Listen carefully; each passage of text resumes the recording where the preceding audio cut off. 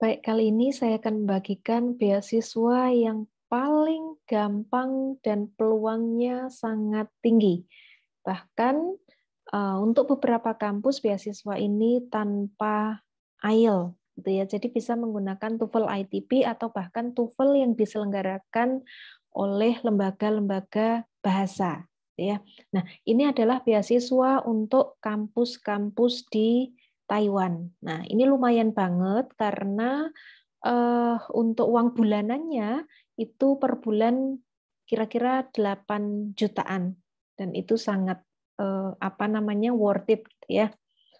Nah, kita jelaskan dulu beasiswa ini seperti apa gitu ya. Jadi beasiswa ini adalah beasiswa dari masing-masing kampus. Kalau di video-video sebelumnya saya sudah menjelaskan mengenai beasiswa dari pemerintah Taiwan, dari Kementerian Pendidikan. Nah, ini adalah beasiswa yang diberikan oleh masing-masing kampus. Oleh karena itu, setiap kampus di Taiwan memiliki aturan dan juga besaran beasiswa yang berbeda-beda. Namun demikian, secara umum persyaratan, kemudian besarannya dan seterusnya kira-kira sama, gitu ya. Nah, jadi relatif mirip antar kampus. Dan beasiswa ini adalah untuk S2 dan juga S3. Jadi untuk master dan juga PhD, di mana peluangnya itu di atas 60%. Kenapa demikian? Karena Taiwan ini sedang gencar-gencarnya untuk meningkatkan jumlah mahasiswa internasional, gitu ya. Nah, bahkan kalau posisi teman-teman itu misalnya dosen yang mau ambil S3, peluang memperoleh beasiswa ini di atas 85% atau sangat tinggi sekali.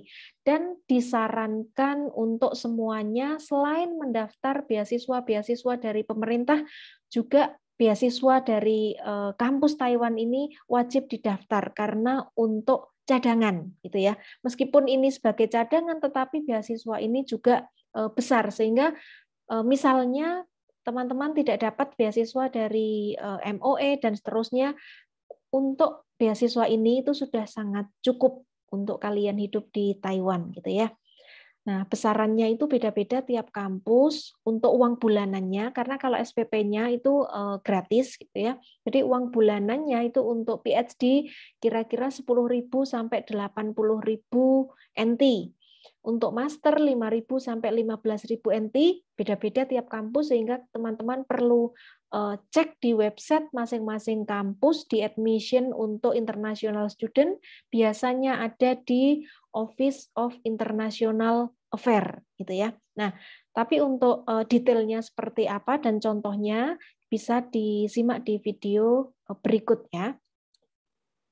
Nah, jadi untuk pendaftarannya, semua kampus di Taiwan itu periode pendaftarannya setahun 2 kali, yaitu untuk fall dan untuk spring. Nah, untuk beasiswa yang dari kampus ini, dua-duanya bisa dapat. Kalau MOE itu kan hanya di semester fall aja yang masuk perkuliahan September. Tetapi untuk ini mau masuk di yang September maupun Februari itu semuanya bisa mendaftar untuk beasiswa dari kampus ini, gitu ya. Nah, ini perkiraan saja, tetapi untuk tanggal tepatnya tiap kampus itu biasanya beda-beda. Nah, ini saya kasih contoh untuk 2 kampus aja. Yang pertama ada National Yunlin University of Science and Technology. Jadi pendaftarannya itu mulai 21 Februari sampai 18 Mei untuk round kedua. Jadi biasanya mereka juga buka 2 round pendaftaran seperti ini, 2 periode. Begitu juga untuk di NTU. NTU itu kampus nomor 1 di Taiwan, gitu ya. Mereka buka 13 Desember, ini lebih awal ya, sampai 27 Februari.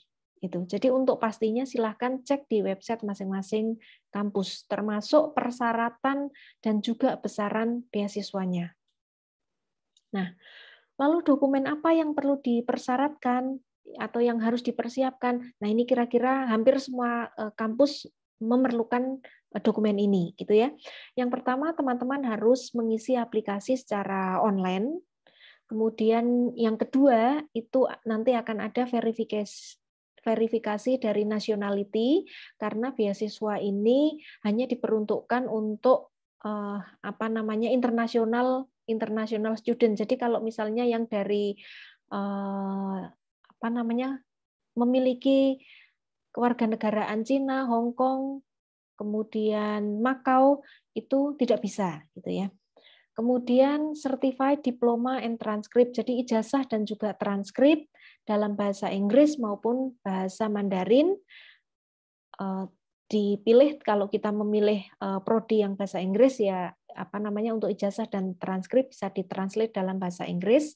Kemudian ada surat keterangan sehat. Ini apa namanya yang masa berlakunya paling lama 6 bulan gitu ya. Jadi apa namanya misalnya udah terlalu lama tes kesehatan itu kalau udah lebih dari 6 bulan tidak bisa dipakai. Nanti ada contohnya, bisa minta di puskesmas atau yang lainnya yang biayanya lebih murah. Kemudian study plan. Nah, ini sama seperti beasiswa-beasiswa yang lain. Jadi ini khusus untuk yang mendaftar S2 maupun S3. Juga ditulis dalam bahasa Cina ataupun bahasa Inggris. Lalu 2 surat rekomendasi. Nah, surat rekomendasi ini kalau di sini dengan MOE bedanya kalau ini online ya. Jadi nanti kita akan mengirimkan email yang akan memberikan surat rekomendasi kita, kemudian email itu akan dikirimkan oleh sistem ke apa namanya yang akan memberikan rekomendasi sehingga nanti rekomendasinya itu diberikan secara online. Kemudian yang kedua adalah financial support statement atau apa namanya ini surat keterangan dari bank yang menyatakan saldo uang kita, gitu ya. Ada contohnya juga nanti. Kemudian autobiografi atau CV. Nah, autobiografi ini ditulis dalam apa namanya bisa ditulis dalam cerita. Kemudian nanti untuk ringkasnya juga bisa disertakan CV kita. Ada contohnya juga, kemudian language proficiency kalau yang memilih bahasa Inggris. Nah, ini ya. Jadi apa namanya? Bisa TOEFL ITP, IELTS ataupun bahkan kalau di contoh di apa namanya? Yunlin University itu bisa dari lembaga bahasa misalnya seperti kampus, kemudian misalnya seperti apa namanya? Lembaga IF dan seterusnya gitu ya, yang bukan official pemberi ITP juga bisa gitu ya, atau prediction score TOEFL itu juga banyak yang lolos meskipun menggunakan itu gitu ya, sehingga ini sangat mudah untuk dijangkau beasiswa ini.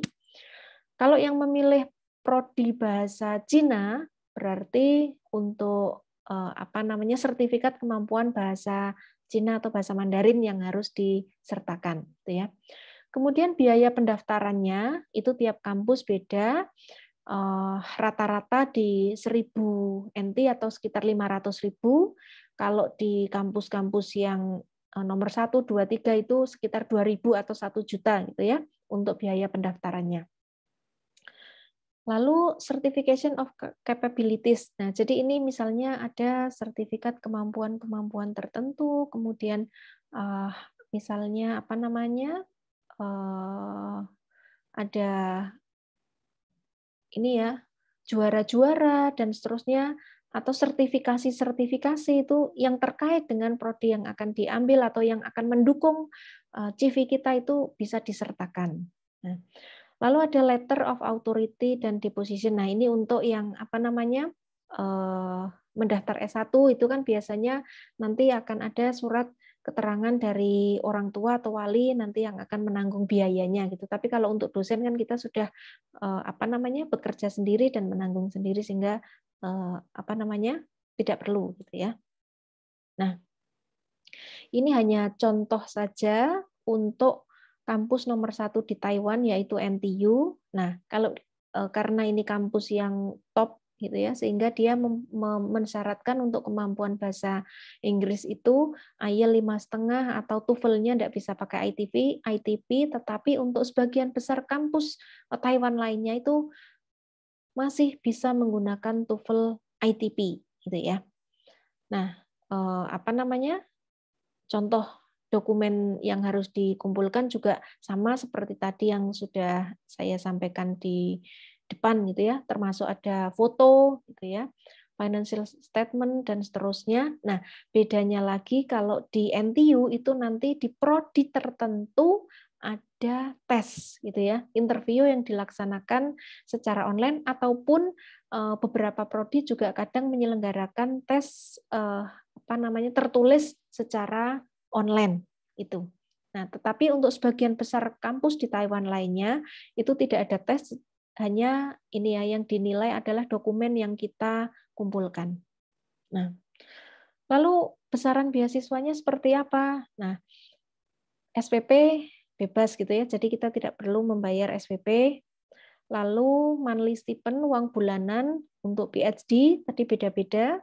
Jadi tiap kampus beda. Ada yang kalau di kampus saya misalnya memberi tahun sebelumnya itu 15.000 untuk PhD, kemudian tahun kemarin itu karena COVID 12.000 atau sekitar 6 juta setiap bulan, gitu ya. Kemudian untuk kampus-kampus lain itu masih banyak yang memberikan 15.000, 16.000, 18.000 gitu ya untuk PhD. Nah, master di bawahnya gitu ya, untuk master di bawahnya. Lalu untuk beasiswa ini ada yang dapat full, artinya SPP, monthly stipend-nya full, lalu ada yang half, jadi hanya dapat SPP, ada yang monthly stipend-nya itu hanya dapat separuh. Nah, itu tergantung dengan kualitas diri kita atau dokumen lamaran yang kita sertakan termasuk IPK kita, study plan kita, kemudian prestasi-prestasi kita dan seterusnya gitu ya. Kemudian kabar baik lainnya, jadi dari departemen tertentu itu nanti juga akan ada tambahan gitu ya. Jadi misalnya kalau di NYUST itu di finance misalnya departemen finance nanti dari departemen juga akan ada tambahan monthly stipend. Nah, kemudian sering juga masih ada dapat tambahan dari profesor, apalagi yang dari engineer dan seterusnya, karena kan biasanya riset kita itu juga membantu riset profesor kita, sehingga sering dapat tambahan dari profesor, atau kadang-kadang kita diminta bantuan menjadi asisten ngajar gitu ya. Nah, itu juga nanti akan dapat uang dari sana.